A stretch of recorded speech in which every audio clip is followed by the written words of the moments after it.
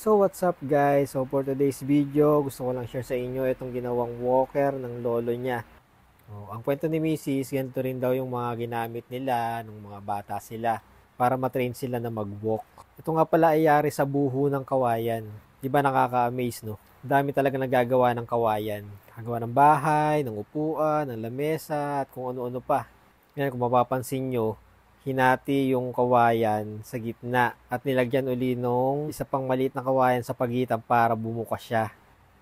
Tapos yung bandang taas na yun, yung nagsisilbing hawakan, tingin ko talaga effective tong walker na to, no? Kasi yan, tinatry namin. Tinatry pa lang ni Beyan, pero tinutulak na niya para magdire-diretso siya ng lakad. Bali testing pa lang yan kasi kailangan syempre meron tayong pang safety ni baby.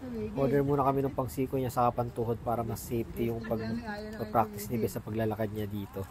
So yun guys, na-amaze lang ako dito kaya shinare ko sa inyo. Kita-kits na lang ulit sa susunod na video. Salamat!